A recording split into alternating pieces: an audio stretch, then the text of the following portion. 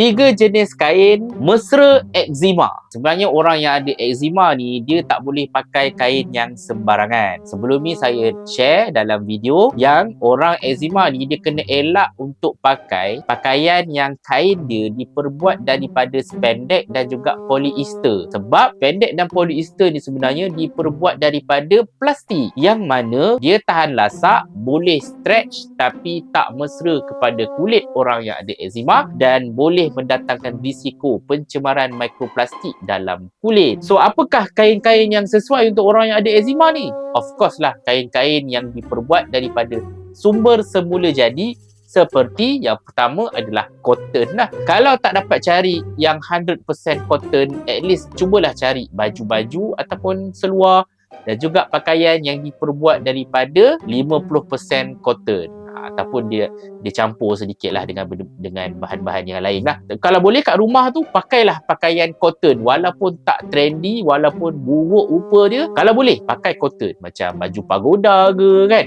Yang kedua, jenis kain yang sesuai untuk orang yang ada eczema ni adalah kain linen. Linen ni datang daripada sejenis tumbuhan, iaitu pokok rami. Yang mana dia juga sangat-sangat sesuai untuk orang yang ada eczema. Dia natural fiber, breathable dan serap peluh dengan sangat baik. Sama juga macam cotton. Ada juga bahan lain macam bambu yang mana juga sesuai untuk orang yang ada eczema ni. Dia juga breathable, mesra kulit, natural fiber, mudah serap peluh. Dan yang paling penting, cotton, linen dan juga bambu ni dia tak ada isu mikroplastik ataupun pencemaran plastik dekat kulit kita. Jangan fikir nak melawar je, tapi fikir nak sihat.